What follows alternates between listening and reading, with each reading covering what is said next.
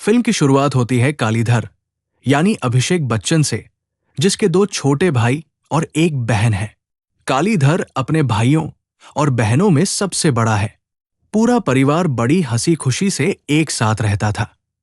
लेकिन एक दिन कालीधर को एक ऐसी बीमारी घेर लेती है जिसकी वजह से वो सारी चीजें भूलने लगता है। अपना नाम, पता, अपने भाइयों का नाम, सब कुछ। फिर एक दिन कालीधर के दोनों भाई उसे लेकर शहर के एक हॉस्पिटल पहुंच जाते हैं। डॉक्टर कालीधर की जांच करता है। जांच में पता चलता है कि ये तो सिर्फ एक शुरुआत है। धीरे धीरे कालीधर सब कुछ भूल जाएगा, बल्कि अब उसे वो चीजें भी दिखाई देने लगेगी जो वास्तव में है ही नहीं। कालीधर के दोनों भाई डॉक्टर से पूछते हैं, इन सब में कितना खर्चा आएगा? डॉक्टर कहता है, महीने का कम से कम 20,000। कुछ महीने तक तो कालीधर के भाई उसे दवाइयां दिलवाते हैं, लेकिन धीरे धीरे कालीधर अपने भाइयों पर बोझ बनने लगता है। कालीधर के छोटे भाई की बीवी अपने पति से कहती है कि तुम्हारे भाई कालीधर की दवाइयां दिलवाते दिलवाते हम लोग तो कर्जे में आ जाएंगे। तुम इन्हें कहीं छोड़ क्यों नहीं आते? इसके बाद कालीधर के दोनों भाई मिलकर प्लान बनाते हैं कि क्यों ना हम भैया को कुंभ मेले में छोड़ाएं। लेकिन उससे पहले भैया के नाम जितनी जमीन है उसे अपने नाम करवा लेते हैं। फिर एक दिन कालीधर का छोटा भाई धोखे से उसका अंगूठा जमीन के कागजों पर लगवा लेता है। अब दोनों भाई और भाभी बिल्कुल तैयार थे कालीधर को कुंभ मेले में छोड़ने के लिए। कालीधर भी खुशी खुशी अपने भाइयों के साथ कुंभ चला जाता है।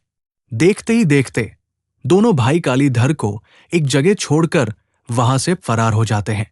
लेकिन दोनों भाइयों को लगता है कि अगर भैया को ऐसे ही छोड़कर चले गए तो लोगों को ऐसा लग सकता है कि हमने भैया को जानबूझकर कुंभ मेले में छोड़ा है।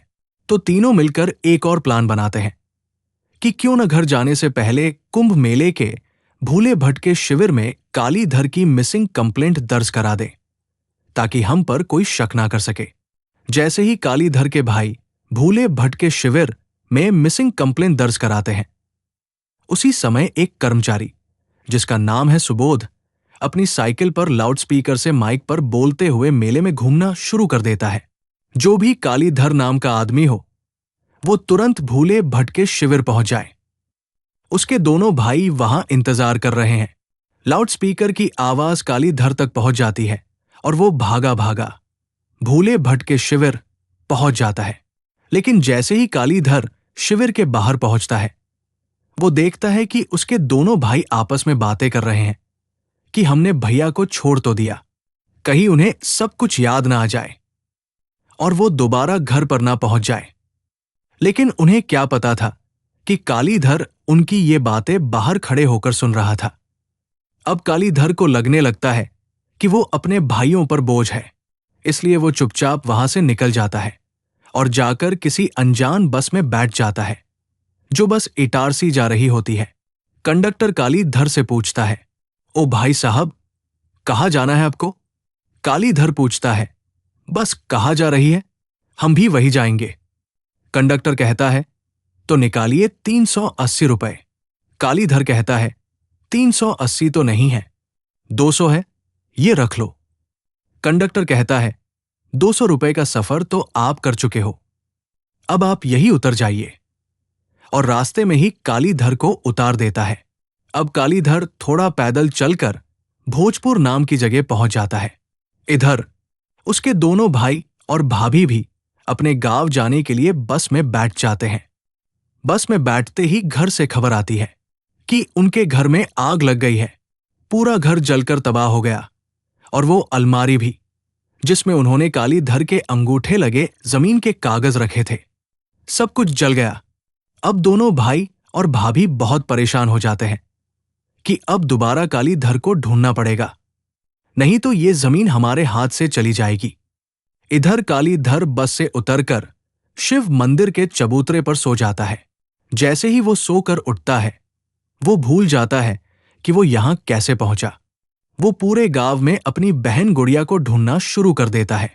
पूरा दिन बिना कुछ खाए पिए गांव भर में घूमता रहता है। शाम होते होते पूरा थक जाता है और दोबारा मंदिर के चबूतरे पर सो जाता है। फिर एक बल्लू नाम का लड़का आता है जो वही शिव मंदिर में रहा करता था। वो चुपचाप एक बिस्कुट का पैकेट कालीधर के बगल में रखकर चला जाता है। मंदिर में हर दिन भंडारा चला करता था। एक दिन भंडारे में मंदिर कमेटी का एक सदस्य साधु का भेष धरकर आता है खाने की जांच करने। तभी बल्लू वहां आकर पंडित जी की पोल खोल देता है कि पंडित जी मंदिर को मिलने वाला राशन अपने घर ले जाते हैं। इस बात से गुस्सा होकर पंडित जी अनाथ बल्लू को आश्रम से बाहर निकाल देते हैं। अब बल्लू भी बिना घर के हो गया था और कालीधर भी। अब दोनों इस दुनिया में अकेले थे। इसी वजह से दोनों अच्छे दोस्त बन जाते हैं और दोनों मिलकर एक फूलमाला की दुकान खोल लेते हैं ताकि उनका जेब खर्च चल सके। वही दूसरी तरफ कालीधर के भाई भूला भटका शिविर के कर्मचारी सुबोध को पैसे देकर कालीधर को ढूंढने के लिए कहते हैं। सुबोध पैसे लेकर कालीधर को ढूंढने निकल पड़ता है, कभी बाइक पर कभी बस में। फिर एक दिन सुबोध को वही बस कंडक्टर मिल जाता है जिसने कालीधर को भोजपुर गांव में छोड़ा था। अब सुबोध अपनी बाइक लेकर सीधा भोजपुर गांव पहुंच जाता है। इधर कालीधर और बल्लू को गांव के मेले में नौटंकी करने का मौका मिल जाता है। कालीधर बन जाता है कुंभकर्ण और बल्लू बन जाता है हनुमान। एक दिन दोनों मेले से लौट रहे होते हैं, तभी सुबोध भी दूसरी ओर से बाइक पर आ रहा होता है।